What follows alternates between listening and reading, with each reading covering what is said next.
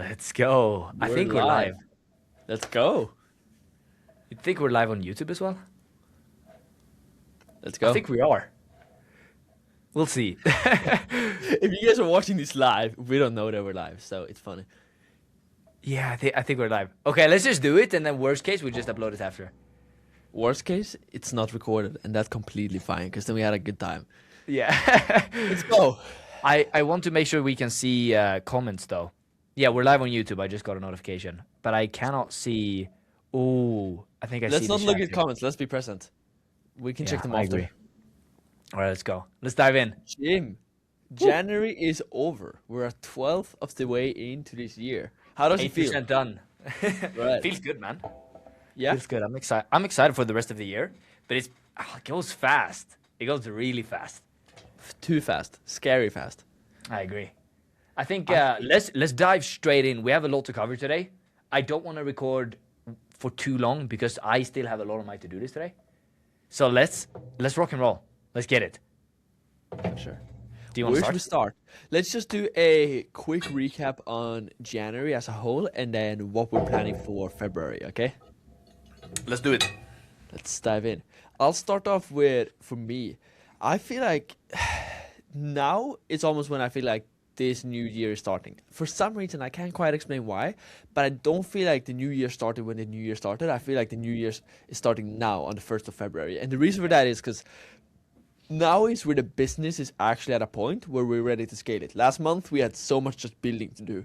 And now is when we're going to go in exactly a week from now. We're packing our bags to go to Cyprus. So me and Jim and a friend of ours will be in Cyprus. And then me and Jim will stay there for a month and a half. No, 2 months. So that's going to be really sick.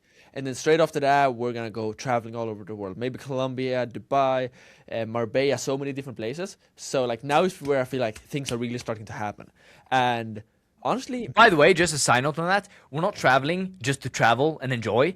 We're literally traveling. We're traveling to meet other people and grow. Like, we will work every single day. We might go out for dinners, meet some friends, play paddle, but the main goal is still working. So when you hear that we're going to travel, we're not going to lay on a beach drinking, cocktails. We're going to be behind the desk working at all times, just so you guys know. We make more money traveling than we do at home. Because traveling is when we actually grow, talk to different people and so on. So, 100%. Yeah. I want to talk about January. So... you go ahead first. Talk about your January, how it was, and then I'll dive into mine. Yeah. I think January has, as you said, it's been a lot of building. Even though we kind of I started touching the waters in December. We had our first client go live in January. We had a lot of cash flow issues, and I feel like it was just like building to be able to just start. So we built a lot of, built the foundations, set up all of the automations, all of the back end, the processes. We've went back and forth on pricing like 10 times. I feel like we've been on the jet ski. When you have a big company, you're like on the Titanic, you're on a big ship. And if you want to make changes, you have to slowly steer, slowly. And it takes a while. But we've been on the jet ski just trying everything, just swapping all the time. I've had 3 different pricing models active at the same time for different clients, just figuring stuff out. So I feel like we've kind of failed a lot, but we've also just implemented a lot of things. And now I think we have everything. Literally one thing. There's one cornerstone that we're missing right now that we thought that we had, but we didn't really have. And we're going to talk about that in a second, which is super important. But I feel like, January's been a lot of building. We've set up the first couple of clients, signed some big companies, and now we're just ready to start scaling 1K a day, 2K a day, 3K, 4K, 5K a day, and just ramping things up. So I'm actually really excited for this. Me too, yeah. I'll say for myself, I have mixed feelings about January. In one way, I feel like I'm so happy because we built so much and we did more failures and I see failures as wins. Like, I feel like we had more failures than most people do in a year we had in just January. And one thing I'm really proud of is how fast we changed our mind, not in a negative way, but in a positive way. Like, we were able to say, okay, we tried that didn't work, let's switch courses really fast. And at the same time, I feel like we didn't accomplish as much as we should. But I'm also thinking about maybe we came into the month with wrong expectations, not realizing that it would be a lot of building. Yeah. So when I look at it instantly and I'm like, oh wow, so we barely made any profit on this new business model and so on, then I feel really discouraged. On the other side, when I think about the fact that we're a month in and we've already made probably half of the failures we're going to make this year are already experienced, and how every success has 10 failures behind it, then I feel really proud of how much we failed this month. Yeah. So I have mixed feelings, but one thing I think we both know for certain, which is that February is where we're going fucking hard. We're not slowing down. And last month we were okay with, okay, let's take it a bit easy so that we can make sure we're doing the right thing. Let's iterate on the way. Now we have a winning pricing model, profit margin, sales is something we're still figuring out, but we have like everything in line now, so that in February, true scaling. And the reason that extra fun for me is because February last year is when I went crazy and I scaled. I was with a business partner back then, but February is where me and a business partner of mine sat down on the 8th of February and we said, this is gonna be the craziest year of our life. And it was. We scaled to like 500K in 60 days from that point, and everything broke, and my life went to hell. But what is crazy is that that's when we decided, like, let's go all in. And I feel like we're doing the same thing this year, but I just feel like that was a failure that I was really ashamed of for a long time, but now I feel proud of it. I feel like that last year failure is literally being replicated this year. Only difference now is I know every mistake I did, and I'm gonna do new mistakes this year. But I feel like this year, it's not just gonna be revenue, it's gonna be fucking profit. Yeah. I feel like last year, especially for me, or the past, I would say 2 or 3 years, I think I started my first company when I was probably 16.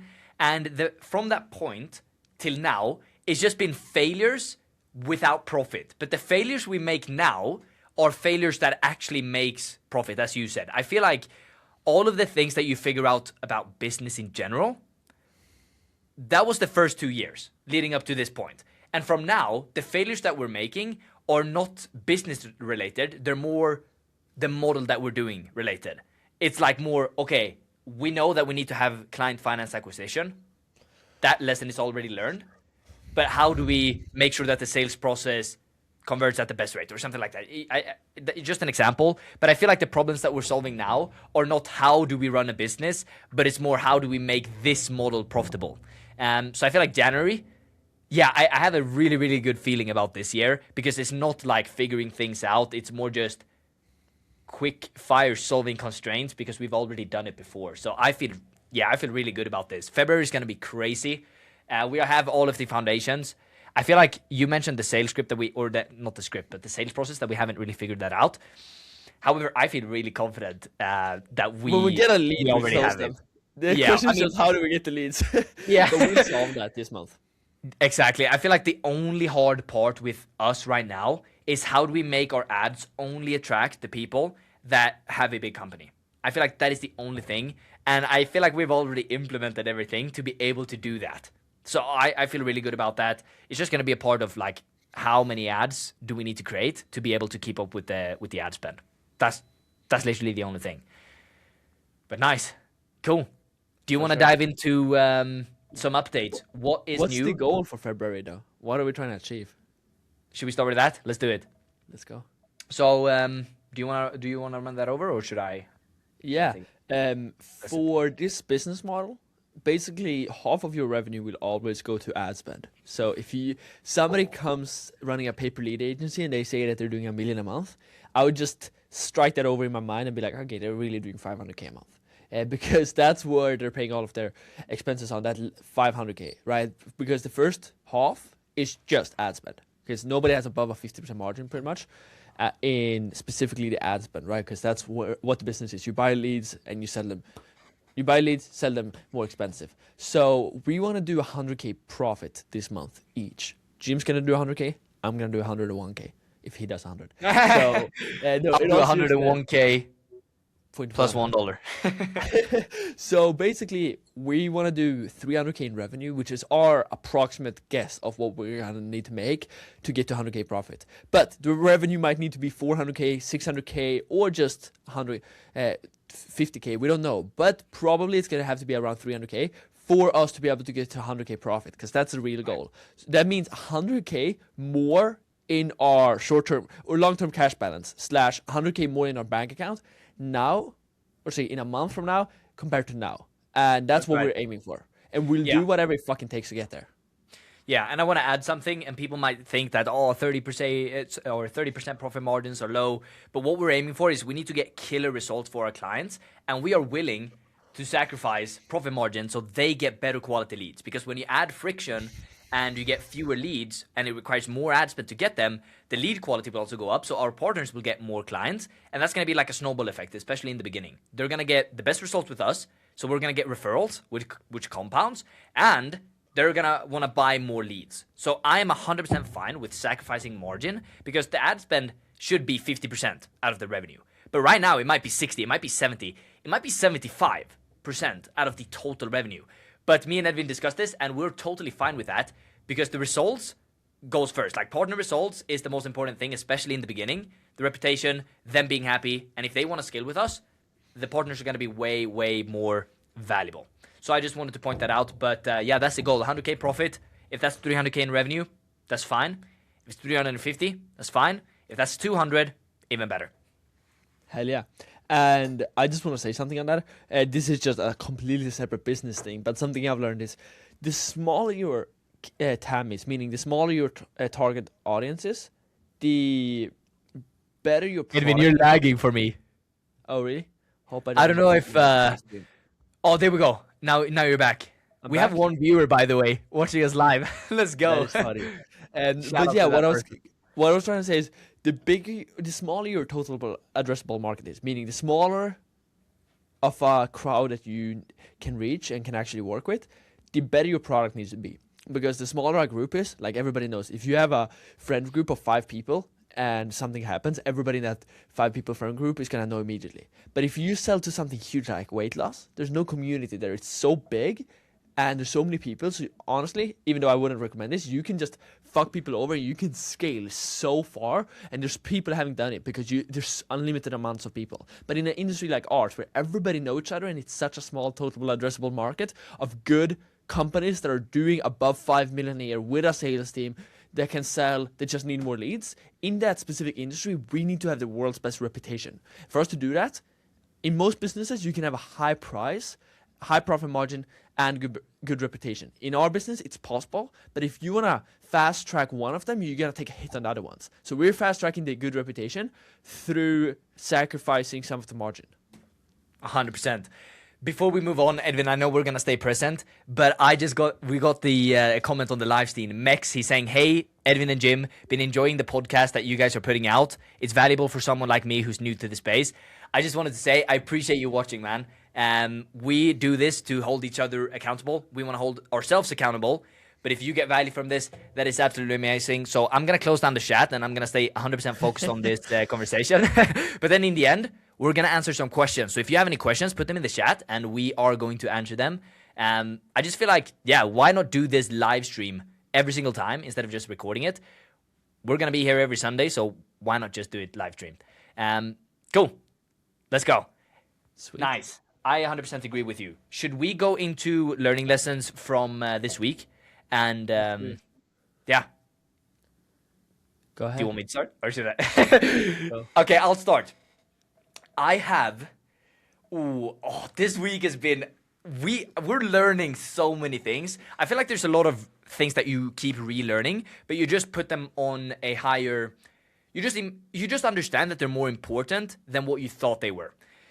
The first thing I'm gonna say, and I actually learned this from you, is putting high standards on team members. That is my first learning lesson. It was kind of what you said. And I have a question about this later on in the podcast that I'm going to ask you as well. But that's my first learning lesson is put really high standards on your team. Because if we were to join in a company as employees, we would over-deliver by so much. And we would actually try to do so many things. And if you have team members, you should have that standard on them. They should be like a business owner in their own role, like be the CEO of your own role. That is so true. Like they should take responsibilities of all of it, and we should put really, really high standards on them because that's effectively how they're gonna get better and how they're gonna learn. So that is my first learning lesson from this week. Let's also go into some updates after, but I just wanted to bring that up. That was a huge learning lesson for me. And yeah, I don't know. What's your thoughts on that? I agree with that one. Yeah, so I actually wrote that one down for myself too, which is that I think the number one highest predictor of your success is the standards you have on yourself.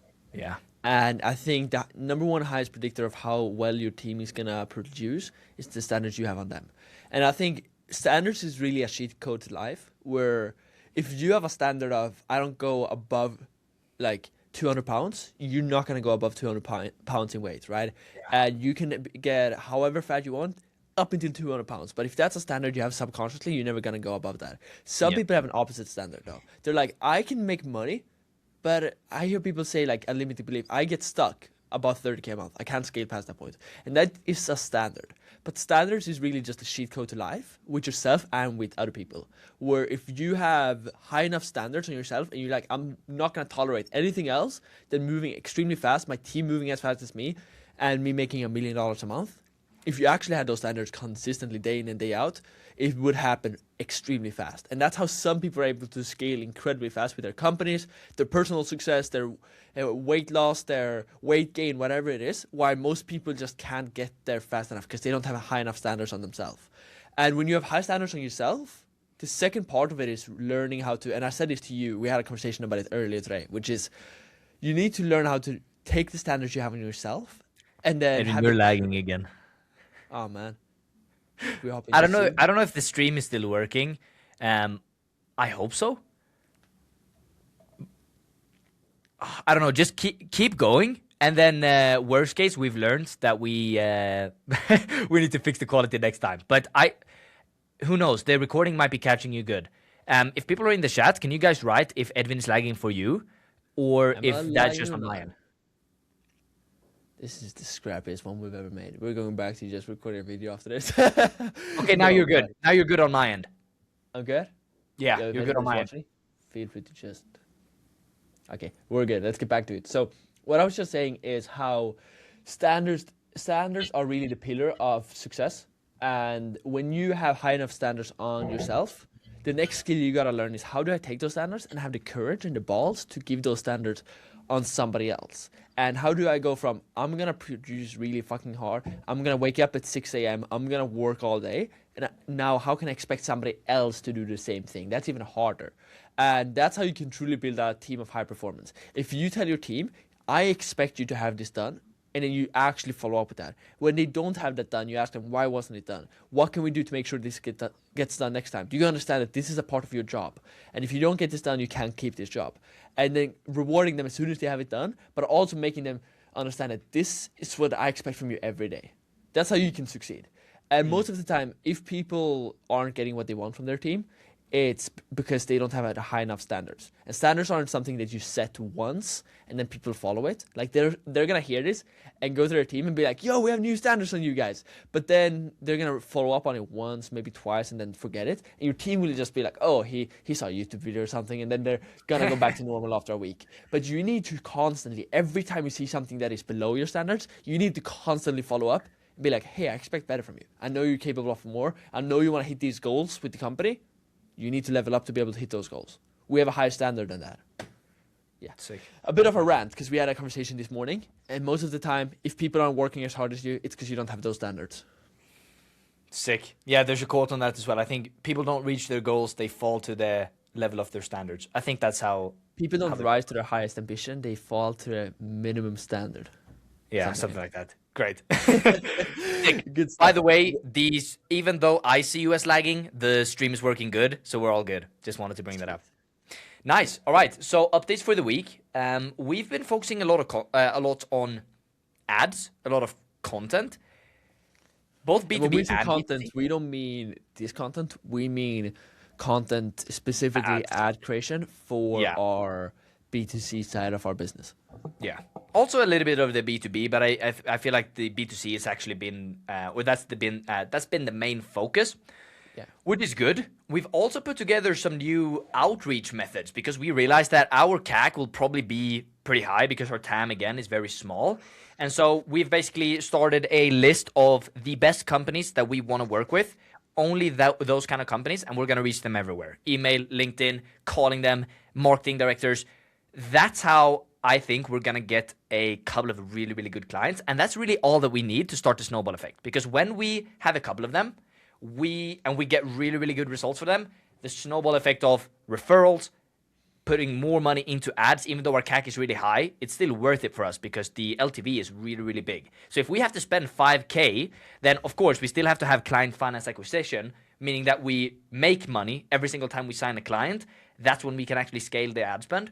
And you just do that by having a killer offer. If you haven't already figured that out, then read Money Models, the $100 million Money Models by Alex Hormozi. Kind of goes through that a little bit. Also, $100 million offers.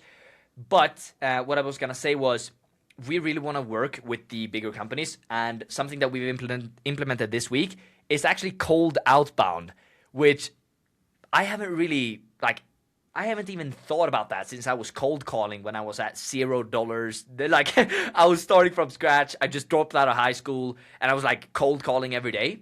I haven't thought about cold outreach as a really good method of getting clients.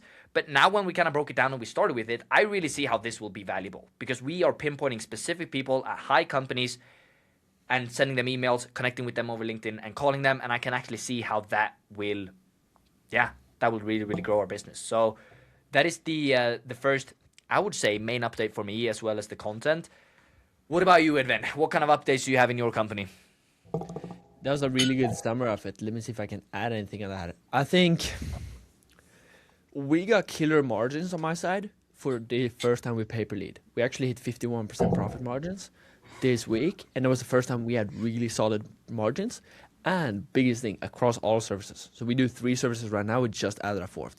We do wet areas, walk-in showers. We do bathrooms, and we do kitchens. Now I'm giving out all the sauce. Everybody's going to copy this, but that's fine, right? If we do it for us. We're going to outcompete them. No matter what. So that's the 3 services we were doing. And this was the first week where we got killer profits on any of them and all of them. And we actually, this is a separate note, but we actually added a 4th service just this week, which is Windows, because we already have demand for Windows. And now we were just lacking supply of it. And we realized that we could add the supply of Windows without adding more than 5 hours a week of work. And it would add an extra 10%, 20, 30% to our profit margin of the business. So why wouldn't we, right?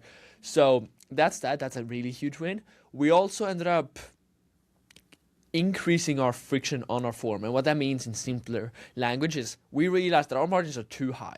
And that is because we are not doing enough qualifying on our leads, which means that our partners aren't going to get the quality of leads that they're paying for. That's why we're making so much money, because we're sending them too many leads.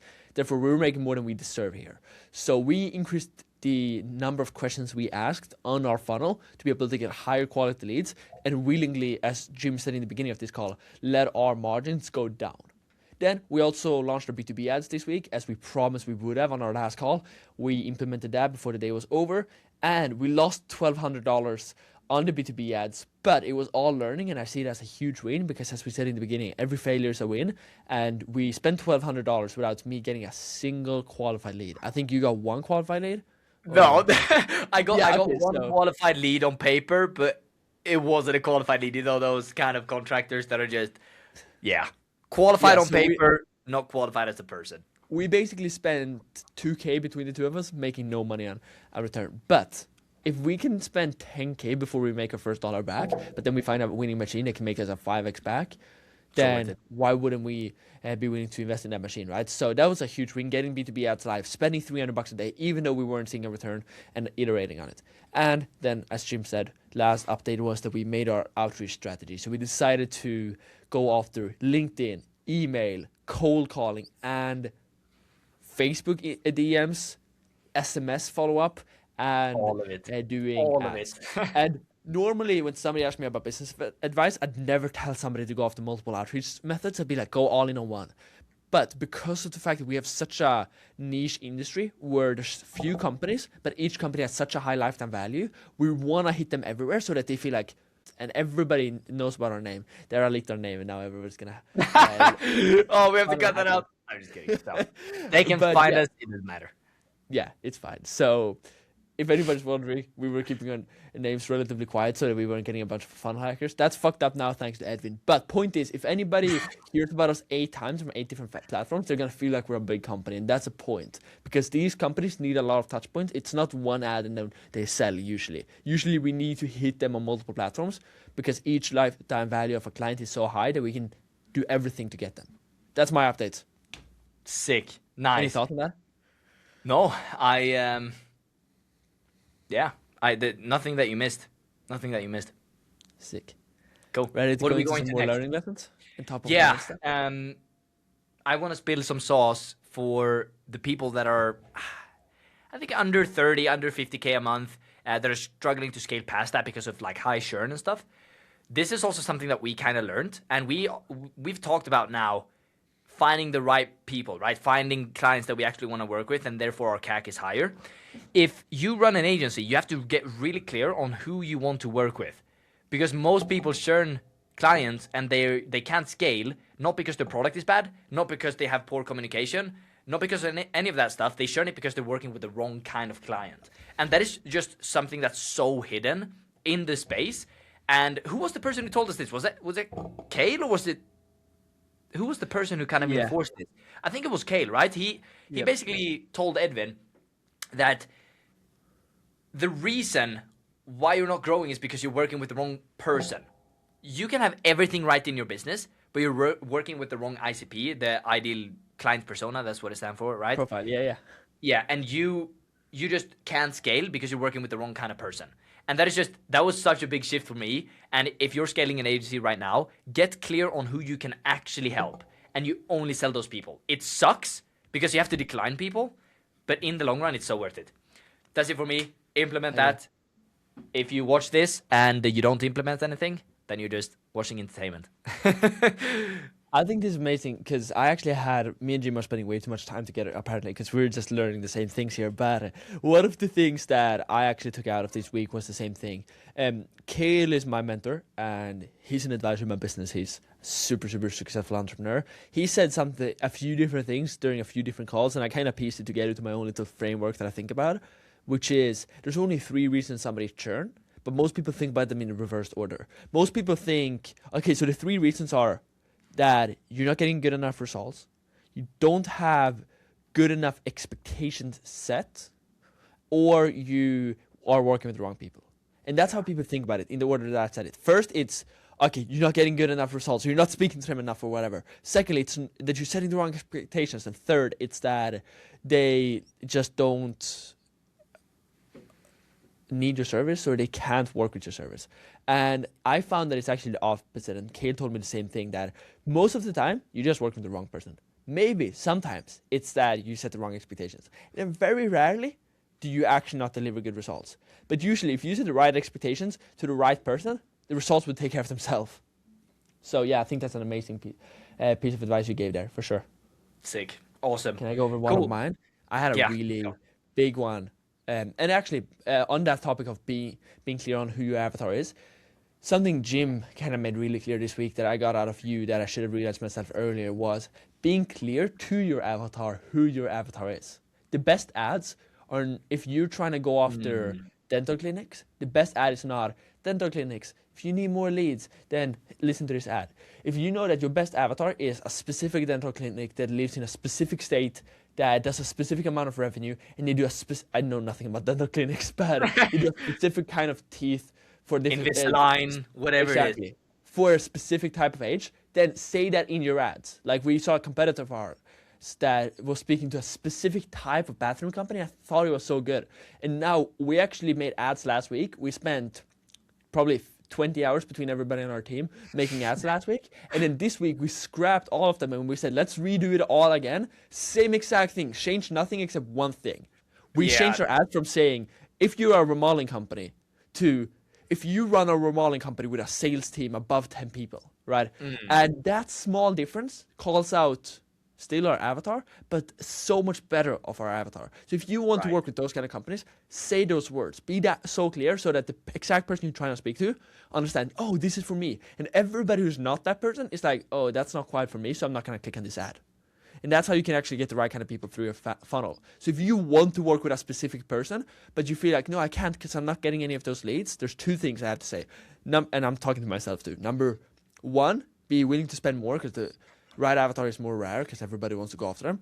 And there's not as many of them usually. Secondly, first speak to that avatar in your ads, but work with everybody. And then when you're only getting those people because you're so clear, then you can make that switch, right?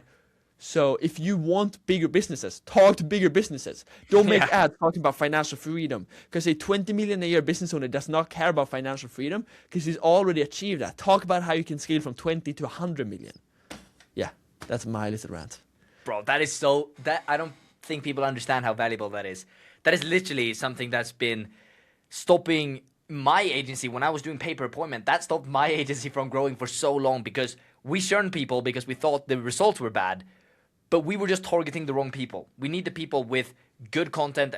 This was my agency that I ran before, where we were working with hardscapers and like outdoor living space experts, and also remodelers, but mainly outdoor living. We needed to call out people that already did good projects, but we were just like, targeting the complete wrong person. So even though we were signing a lot of clients, like we signed at max, I think 25 clients in a month or so, which is pretty good, especially when you're doing like 30K a month. When we were doing that, we were signing all of these people, but none of them were sticking, not because of the results, but because they were the wrong kind of person for the service. And super, super important, especially also in ads, call out the right person. Nice. Yeah. Do we want to go into goals for the week? What are we aiming for? I got way more learning lessons. Let's go then. You want to hear them? Yeah, let's go. This one has probably been the most on top of my mind for the last week. If anybody has followed me for a while, they know that I spoke a lot about this probably 6 months ago, where I was kind of experiencing this.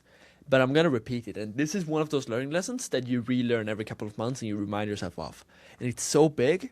I don't think enough people speak about it, but it's really taken effect in my life. Enough hyping it up. The point is that results in life comes with a delay. And that goes for everything. Where I realized that the best periods of my life are always after the hardest working periods of my life. My life literally looks like this over the last 2 years. And I know this sounds like oversimplified, but this is literally on paper how my life has looked. I work extremely hard. I'm extremely locked in. I start living life. I realize that I'm fucking up. I start losing money. I lose my body. I lose my physique. I lose my love, whatever, something. And then I go back to locking in, working really fucking hard. I go back to living life. And I've just been bouncing between those two, living on the success that I created through working hard and thinking I'm doing the right thing, but in reality just living on the results that I got from the work I put in 3 to 6 months ago. And then going back to, okay, now my life is shit, even though I'm working hard, but that's because you were fucking around 3 to 6 months ago. And now the reason I am relearning this lesson that results come with a delay is because this month, we made like almost no profit. This was the first month in a long time where we made like under 50K in profit, in net profit. And that hurt for me to say because I feel like the business owner who profits 100K a month still because I was there. But this month we did a conscious decision of shutting down our pay-per-appointment sales. We let go of a few pay-per-appointment clients that weren't profitable. I outsourced that whole part of the business and I just went all in, balls to the wall, spending money trying to figure it out in this business, invested in a coaching program that was expensive, got a coach that was expensive or an advisor and so much. I spent more than I've done for like 6 months and I made less than I've made for like 6 months. So we were still profitable, which is great, but we made less than 50K in profit. And I was looking at myself and I'm like, does that mean that I'm a worse business owner than I was 3 months ago in November? And then I remember that no, results come with a delay. And whether that's fucking February or March or April, I don't know. But in a few months, I'm going to be like, holy shit, I am so good at business. I'm on top of the world. I'm doing all the right stuff. But I'm going to have forgotten that it's Edvin in January when he was sitting at home working with Jim at 7:30 in the morning for 8 hours on the constraint. That is what built the business that we're not seeing an effect of today, but we're going to. And for some people, they might be living the opposite. They might be thinking that they're doing so great, but they're about to downfall because they've taken it easy. But if you're living a great life now, it's not because you're doing hard work. It's because you did hard work a few months ago. And if you're living a hard life right now, it's not because you're doing bad actions right now. It's because you did bad actions 3 to 6 months ago. So I've been passionate today on my points, but yeah, it's so true. It's so true. Yeah, if you're in that Rocket cutscene where you're like, okay, nothing's working. I'm putting in the work, but I'm not seeing the dollars coming in my bank account. And when they come, they go out. Keep sticking with it. And if there's one piece of advice I could give to my 1 year younger self, it's don't change what's working. Just keep doing it. And I feel like That's a I'm big actually learning thinking right lesson for now. me. You Yeah. you taught me that learning lesson. I'm gonna pull my phone up for a second, and I'm The gonna wallpaper? show you. Yeah, I'm gonna show the wallpaper. So when I have a constraint, I always change my wallpaper. So at one point, I don't know if you remember this, Edwin. Yeah. This was a long time ago. Sales was my constraint. This is where I went from a 13% close rate. This is when you and I were in Marbella in February last year, like a year ago, or no, maybe in November. Yeah. My constraint was sales. So I took a wallpaper and I wrote sales, sales, sales. But the point is, Edwin taught me this lesson a while back, and I made a background that said stick to what works, because I was constantly changing things. As soon as I got a little bit of success, I just started changing things. I was like, oh, I gotta change this, I gotta improve that. But I was improving the wrong stuff. Stick to what works. Edwin, you told me that. And this is the background from when I learned it. And I just had I remembered it, so I had to pull that up. I really appreciate your humility saying that I've taught you things. I almost get surprised myself. Course, Thank you, man. bro. Appreciate that. But yeah, it's such a big thing. Just like if whatever your life is right now, whatever your body looks like right now, whatever your love life looks like right now, whatever your relationships with friends and family looks like right now, it's not because of what you did this week. You're gonna think it is, but it's not. It's because of what you did the weeks before that and the months before that. So just do the right things now and trust that it will follow. And if you've never gotten success in any area of your life, I know it's hard to believe. You might just be like, no, successful people are lucky. But I promise you that for me and Jim's heart, because we have experienced success, we can say that it did come from not luck, not a week of hard work, from consistent hard work, eating shit, and then like you snap, you get success, you change what's working, you think that you've succeeded in life, and then you just drop back down and you gotta rebuild it all up. And this Yeah. time I want to build it differently. 100%. Nice. Oh, I also had a person who reached out to me on Instagram, and he saw a video of mine where I spoke about me dropping out of school, and he asked me, this is just, I feel like everyone believes this. They want to find something that's working, but that's not the case. Everything, literally every single business model out there works. The thing that works is what you stick with, and it's just I a love so that, yeah. common misconception everyone has. This guy literally sent me a big message, and if you're watching this, shout out to you, my friend. I hope you drop out, and I hope you go all in. But he was asking me, should I drop out? I need to find a business model that works. That's just so many people have that belief, and it's not true. It's what you stick with that works, no matter what you do. It's just what you stick with, you make it work. So yeah, I 100% agree with what you're saying. Yeah. What other updates? What other learning lessons do you have for this week? I have a lot. This one we spoke about last week kind of got reinforced this week. Speed. I feel really proud of one thing this week, which is how fast we moved. We got stuff done this week fast, and I don't think we could have done anything faster this week. Maybe getting our B2B ads live, but that was last week. Like, I can't think of anything that we should have done faster than we did it. As soon as we had a realization that we need to change something, we changed it. We did like 4 hours of cold calling one day. We're like, fuck this shit, we ain't reaching any business owners.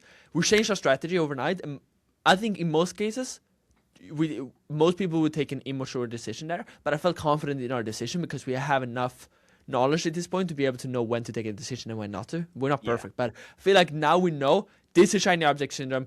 This is the right time to take a decision, and let's move fast.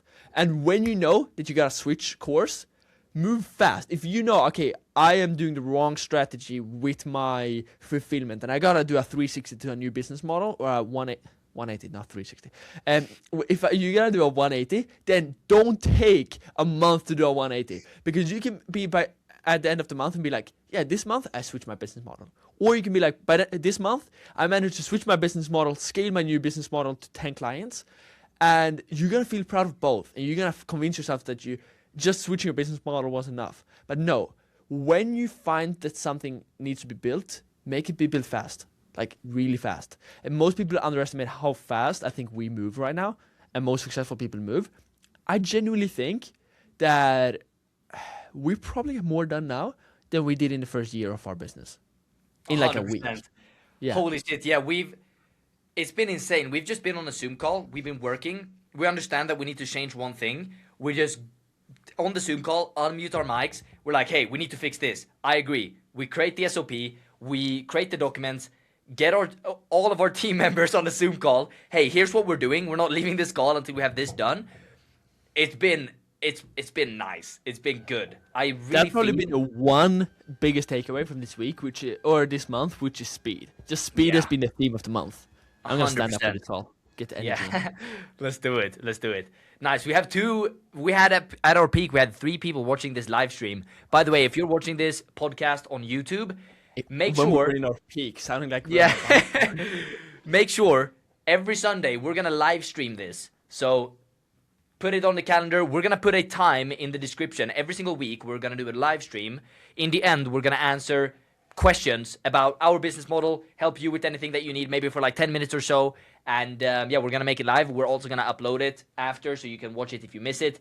But yeah, we figured if we record it, why not just live stream it to make it easier? Cool. I got one more learning lesson. Let's go. I've had a lot of time. Let me go faster through these because we're running out of time. Actually, almost a crazy coincidence. I had the 2 best people in my team this week both come to me asking for 2 things: a growth plan and a raise. And I thought it was kind of funny. 2 people, and I know they're close to each other, but they actually didn't speak to each other, interestingly enough. 2 people that were both my best performing people in my company came to me the same week asking for 2 things. I need a raise and I need a growth plan. And those 2 are kind of like put together, but they wanted to see how they can grow in the company. And they wanted to see they knew what the company's plan were, but they did not feel like they had enough clarity on what their goals were with the company and what the company's goals were for them. And I thought that was a super, super beautiful learning lesson. And I'm grateful that I got to learn this now with a 6-people team or whatever, instead of learning it later with a, I don't know what, like 100-people team, losing hundreds of people just from not having learned this lesson. So I'm grateful that I did get to learn it, which is that your team need to be equally as clear on what their goals is inside of your company as what the company's goal is. So if you have a company goal, but you have 3 team members, each one of those team members also need to have their personal goal that you know and that you're working towards. Like my operations specialist right now, she wants to become the ops manager, earn 10K a month, and move outside of a 3rd world country into a 1st world country. And I need to know that equally as well as I know that the goal of this company this year is $5 million in EBITDA. Because those 2 are equally as important. Because if I don't hit her goal, she's never going to help me hit my goal. And truly, just make your team see how they can grow in the company. And if you invest in them, that same girl that I was just talking about, she also got a 10K a month offer, which would literally be enough for her to hit her goal this week. And I almost got a bit affected by this. And I told Jim, like, she got a 10K a month offer as a co-founder in a business. And she decided to decline it because she saw the vision in the company. But she said, I was tempted to take it because I didn't see enough clarity on how I'm going to grow in this company. And I just got so, I guess, humbled from it of how your team needs to have such clarity on how they're growing, and you need to genuinely care about them, because we care about our life and we think we're so important, but for them, you are 10% of your life and they are 90% of their life, right? They're only thinking about themselves, just like you're only thinking about yourself. So talk to them about them and not your company, because they don't give a shit about your company, only about how it helps them. And that sounds egotistical, but I'm just talking about what I've seen from my team. So yeah, make your team know exactly why they're a part of your company and how they can grow. I like that. That is amazing. Yeah. Nice. Cool. Well, that's pretty much it for the updates and learning lessons. Do you want to go into questions for each other, or do you have anything else you want to cover? I have a few other things before then. I also want to touch on a quick one. Meditation is amazing. I want to yap on this one. I'm good at yapping. My friend called me a holy yapper today. I thought that was funny. When I played tennis with him, I started talking about how good I was. He's like, "You're a holy fucking yapper." But in all seriousness, meditation is amazing. And if you don't meditate, I get it. It's super tedious. It's not fun. It's easy to skip. You don't see immediate returns from it. But try doing a 25-minute meditation for 30 days. And if you do it, I'll personally wire you $100. If you send me a screenshot of you doing 25 minutes of meditation every day for 30 days, I swear to God, reach out to me on Instagram and I'll wire you $100, because it's so transformative and I'd love for other people to have that experience. And I've even struggled with being consistent. But when you do a long enough time like that, for that many days in a row, you find internal peace. The number one thing I got from meditation is being comfortable in silence and enjoying silence. I've always been very bad at like being silent. I always listen to podcast, music, talk to somebody. I always call Jim or another friend when I'm like out walking. But when I meditate, I feel comfortable in silence and I feel happy in silence. And I think everybody who hasn't taken meditation seriously should take it seriously. Not just try once, but try for a month. And it's so good because you are bored, and being bored is the best way to then be able to focus on the right things. If you are fine being bored, you're going to be able to focus and work better on the things that actually matter in your business, because it's so easy to do the fun stuff. It's so easy to, when you wake up, pull up your phone, which I still do sometimes. The first thing I do when I wake up sometimes is I go into WhatsApp, I check my email, I check my payment processor. And it's not good. You should not do that. The first thing you should do when you wake up is straight to the desk, maybe do a 5-10 minute meditation, and then just go straight into work. And if you are fine being bored, you're going to be better at focusing. And if you can focus, you have a skill that is just so valuable. Because if you focus on the wrong stuff, or if you only focus for 30 minutes, or if you focus for 2 hours, you're going to be outcompeted by the guy who can focus for 8 hours and just get the right things done. So meditation might seem woo-woo. We might seem like, oh, I'm not going to meditate. Edwin, you know this about me as well. When I started meditating, I literally started changing as a person. Like, I became way more calm.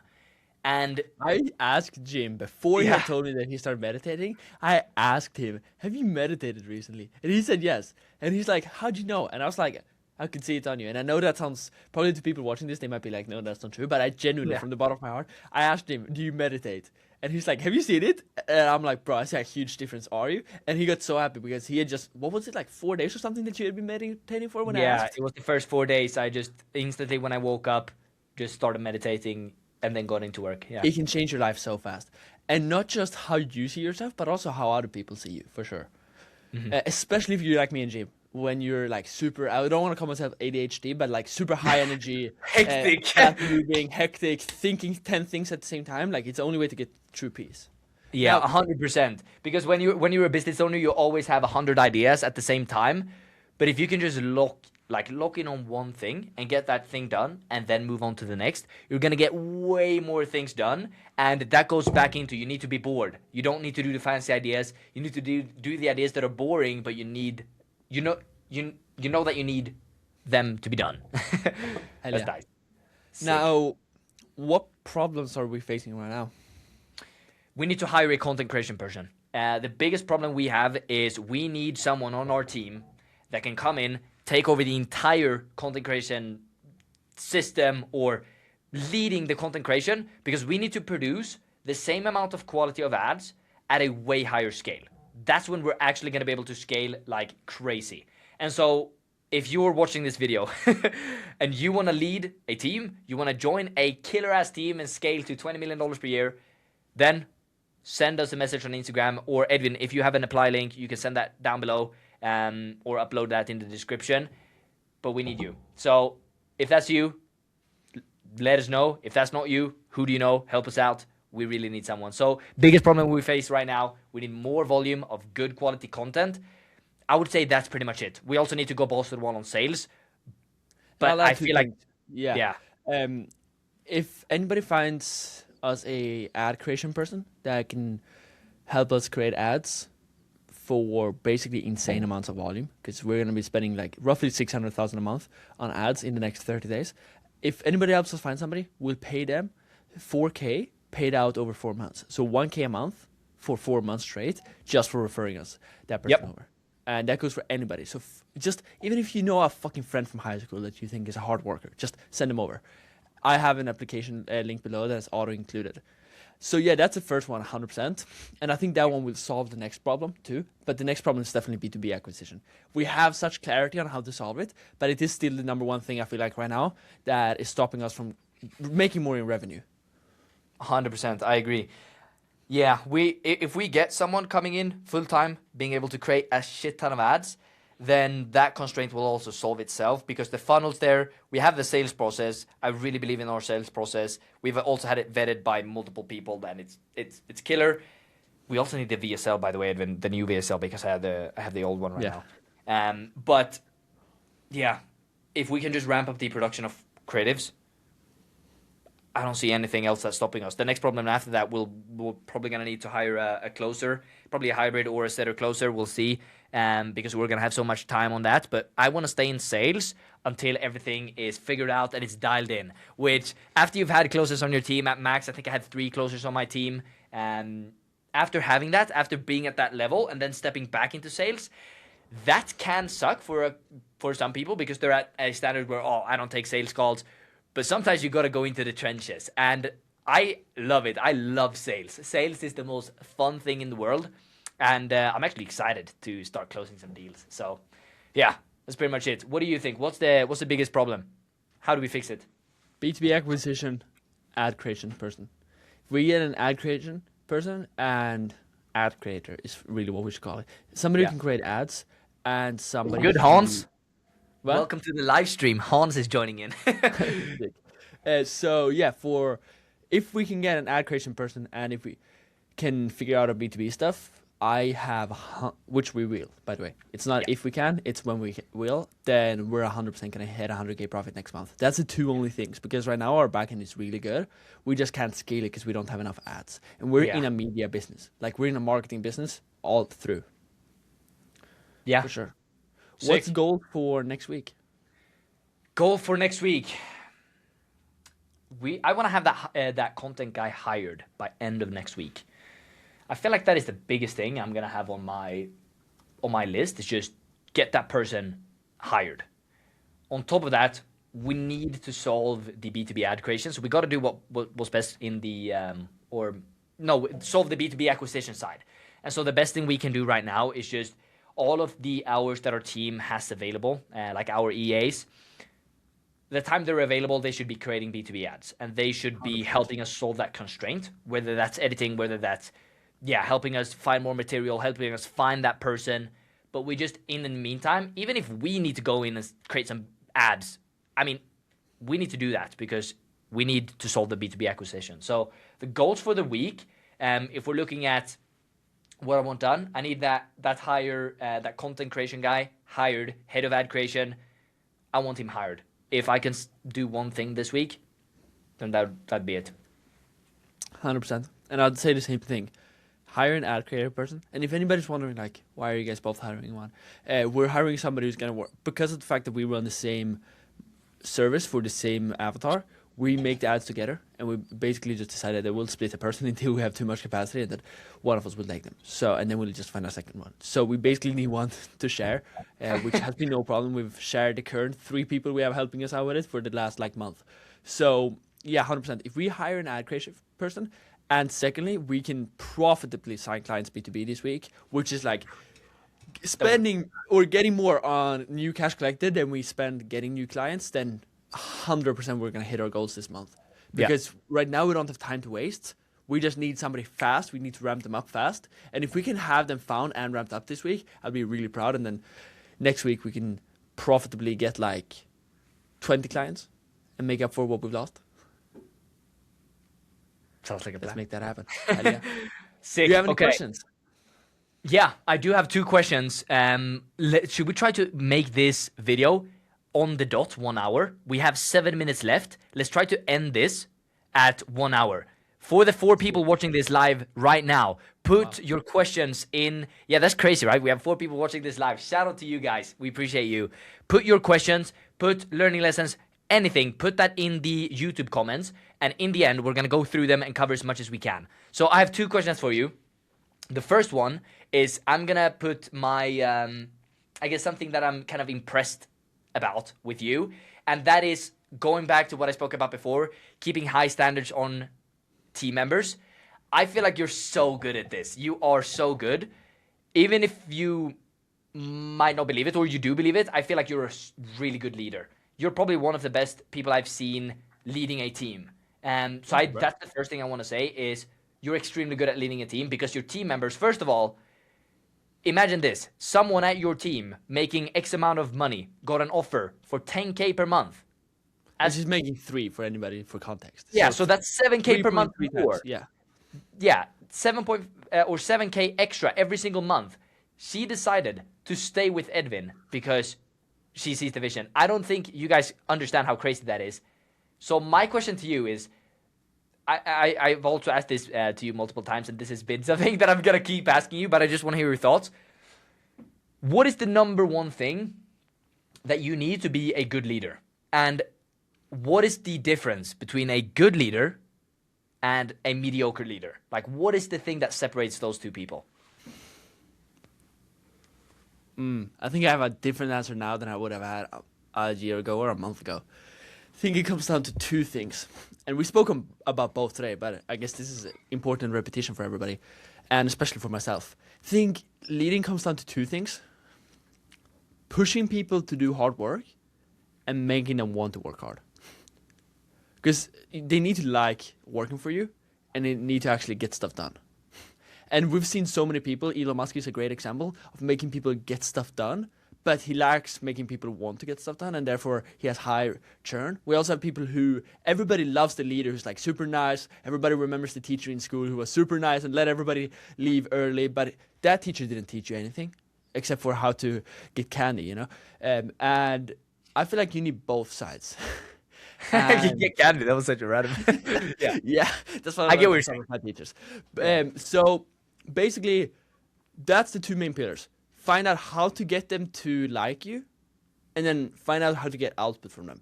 So I'll start with how to get them to like you. And that comes down to what I spoke about before, which is make them see their own vision inside of your vision. So if your vision is to build a $1 billion company, you can get 10 millionaires in that $1 billion company. Jim, don't check the chat. So yeah, you need a vision so big so that they can fit inside of it, and you need to explain to them how they fit in your vision, and you need to care about their goals equally as much as they do. They might not think about their goals, but you need to think about their goals. Like, this is the first week ever where I feel like I think about my team's goals equally as much as I think about my own. And if you do that, how will they not love you? If you genuinely care about their goals more than they do, right? Imagine somebody who is further ahead in life than you, your employer, your boss, telling you that they care about you hitting your goals. It's impossible not to love that person. Second thing comes down to just expecting so much. And this one is not possible to do without doing the first one. Like, they need to love you for this one to work, but just set such high expectations. Be like, hey, you can't hop off today until you've gotten this done today. Like, by the way, you need to get 800 dials or 8 appointments booked today. And if you don't, you're not going to be able to stay here because I have that standard on my team. But I love you, so I need you to make sure you do that because I don't want to fire you. Like, that kind of standard, and just day in, day out, expecting so much from people. That's a kind of long answer. Holy yapper. First, get people to love working for you and get them to see that you care and genuinely care. Secondly, just expect so much out of them that it's impossible for them not to fucking get stuff done. Yeah. You know what I'm going to start doing? Well, On, I guess, the final hiring call, or when we hire someone, I'm going to start mapping out goals super, super clear. And then when we onboard someone, I'm going to actually spend some time with them to map out exactly what their goals are. Because if they can't hit their goals within your company, then they're not going to be there forever either, or they're not going to be there in the long run either way. So from what you just said, that's what I'm going to implement. I'm going to have a conversation with every single person that join my teams, join my team, every single person that I ever hire. That conversation is always going to be there. And I'm going to make sure that they have goals that I can help them hit. And then I'm going to make sure that they hit them. Thank you for that answer. I appreciate it. For sure. I have an interesting question. It's a mix of a curious and challenging one. Okay, let's go. What's one thing you regret about this month that you just ended? What's one thing, if you could go back, you wish you did differently in January? And you got 1 minute and 35 seconds to answer. Now let's run a little bit over. I need some time for this. Oh, it's a good question. I don't feel like I regret anything. I don't feel like you should live with regrets. But if there was anything I wanted to change,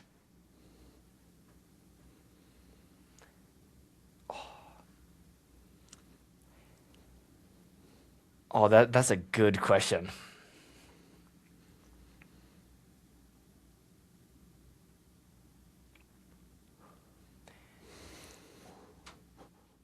I think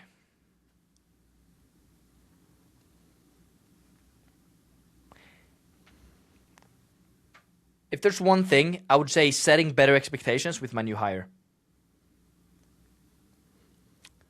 If I could change one thing, if I could change one thing, I should have spent an extra 30 minutes to an hour mapping out exactly all of the expectations. Here's what I need, not here's what I want you to do. Here's what I need from you every single day.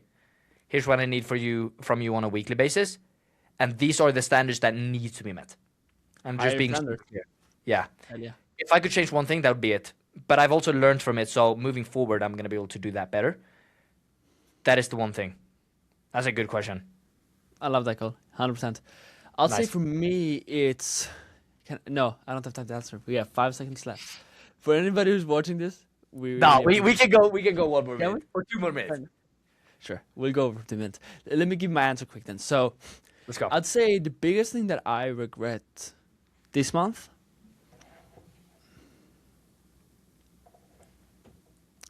I want to start off by saying that I agree with Jim that I have no regrets in life. I'm happy for everything that's happened because that's how I am where I am. But if there's one thing I could have done differently knowing what I know now, it's probably that I would have gone on sales more aggressively. Mm. It's easy to say though because we did fix the back end. So maybe if I went all in on sales, I would have regretted not fixing the back end. But I genuinely think I could have managed both. I think I was a pussy on how much I sold this week, and I feel like I should have sold not this week, this month. I should have sold more, spent more on ads, spent more time figuring the ads out, calling more, cold calling more, moving faster on the sales side. Yeah. And if I would have done that, I feel like we would have had more than 12 paper lead partners signed right now. Yeah. That's a good regret or a good learning lesson, I guess. I agree with you. The number one most important thing for us right now is first of all having the content, but we need more clients. So we should go all in on that this month. Cool. Okay, I'm gonna answer. We have a question here in the chat. If you had to start an SMMA from 0, aiming for 5K per month, what niche would you pick? What model? What metrics matters early? And what outreach would you use? And how would you overcome limiting beliefs? I'm gonna give my answer to this. Yeah. Hey, I appreciate you asking this. First of all, I'll give you a mindset shift here. You should try to learn to figure these things out on your like by yourself. The importance in the question you're answering is not the answer that I'm gonna give you now, but it's you figuring that out by yourself. Because no matter what problem you're gonna have in the future, you're gonna be able to solve that by your mindset or the way that you think. So that's the first thing I want to say. To get to 5K per month, the niche does not matter at all. I'm going to tell you, you can join whatever niche you want. You are going to be able to get to 5K per month. I'm biased. I would pick a contracting niche. If I didn't have any experience at all, I would go into a niche with very low competition. We're talking some sort of vertical in medical, in weight loss, no matter what it is. I would go into something that's not as sophisticated, because to win in a sophisticated market... Let me give one that nobody works in. Sorry to cut you off there, but no, you're good. Nobody works in this industry, but it's so good and it's really big. Nobody thinks about it. Siding contractors. Siding, yeah. Do the walls on a house for people who are not from the US. Basically, siding painters as well. What? I think painters as well. I feel like no one's painters a big one too. But siding is really high ticket. It's basically the same as remodeling or roofing, but nobody talks about it. It's not a talked about niche. So that's one I would pick if I start from 0. But just like Jim said, you could go into what's the most saturated niche? Probably med spas. You could go into med spa industry and you would still easily get to 5K a month. Because I say this with love to whoever's watching who's making 0 right now. So I don't say this being mean, but 5K a month is so easy. You need one client to do 5K a month. It's like one client. Yeah, I completely agree. You can reach that with any niche. What model? I'm in pay per lead, but I wouldn't go into pay per lead starting out, because the learning lessons I have from doing appointment setting is so valuable. If I didn't build a sales team, if I didn't build an appointment setting team, if I didn't build that, then I would not have all of the skills. On the other side, I'm biased. I think pay per lead is a way better model, and you shouldn't spend your time in a model that... I would say you should spend your time in the best model, 100%. But on the other side as well, it depends on what your goals are. If you just want to hit 100K per month, I would actually go for pay per appointment or some sort of retainer model, having a call center, because you can easily outsource yourself at 100K per month. But when you're doing pay per lead, you're going to have something called key man risk. You're probably going to have people that are paying you 30, 40K a month. And if you lose one of them, your revenue... Yeah. Oh, whale client risk. Sorry.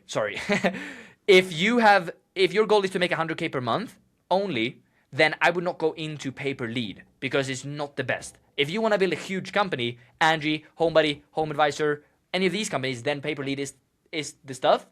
But if your goal is just to make 100K profit per month, stay there.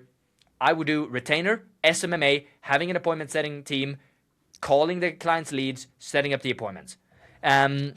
Metrics matter early. Sorry, Edvin, I'm going to just ramp on this one and then you can give your thoughts. The metrics that matter early is just the inputs. It's not the outputs. It's not how many clients you sign. It's not how much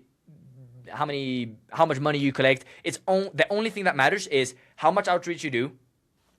That's it. It's just about the inputs. And the outreach I would use, I would probably go cold SMS, cold email, because you can leverage the volume a lot, but I would also do a lot of cold calling. I scale with cold calling. I would probably set some cold SMS up, cold email. When I'm not on sales calls, I'm doing cold calling. And how would you overcome limiting beliefs? You just saying, how do you overcome limiting beliefs? You know that they're limiting beliefs. So there's nothing stopping you from overcoming them. You just need to start believing differently. When you're saying, how do you overcome limiting beliefs? You already know that you have limiting beliefs, so you can just decide to not believe in them. That's my thoughts. Edvin, do you have anything to add? Hell yeah. I'm going to give an exact roadmap of 5K a month is very, and I say this with love once again, 5K a month is very low. So I'm going to give the exact road of how I would have gotten to 10K a month if that was my goal. Because I think there's more people who are inspired by 10 than 5K a month. Because 5 is like barely enough of the taxes to live on. So if you want to get to 10K a month in dollars 2026, here's exactly what I would do. I'd go into a industry that is an SMMA model. I actually would not do appointment setting. I think appointment setting is great for learning, but I think if you just want to make money and you don't care about learning and you just want a passive business, I would not do appointment setting. So here's what I would do. I would pick up the phone, start calling businesses that are not extremely small. They can be doing like 100K a year because they're too small to work with, but they also shouldn't be too big. They shouldn't be above $1 million, $2 million a year because they're not going to listen to you. So anybody between 100K a year and like $1 million a year, I would call in a home improvement industry, like siding, like flooring, like fucking anything like that. Yeah, something boring. And then I would call them and I'd say this, hey, look, I'm looking for a contractor to partner up with where I get you leads and I already know how to get leads. I just need a contractor to do it with. And I'm going to do it completely for free for a month to prove that I can make it work. After a month, if you get results, pay me. I would probably Let me add something to that. Go. If I can give my thoughts on that, I would actually do something like you don't pay until you see X results. So free trials, it's very easy for people to leave. But if you do something like, hey, I'm so confident, why not just pay me after you've received your first 5 leads and then we'll just get your card on file and we'll bill you after you see the results. Would that be fine? And then that's because then they know that they're gonna get they don't pay unless they get the value, but you also got them tied in. Their commitment is there. You have their card on file and you bill them when you see the results. So they're not just gonna get a free trial and then just, this guy is just giving a free trial. For sure. I'll disagree with Jim there. I don't think that's not what I would do though.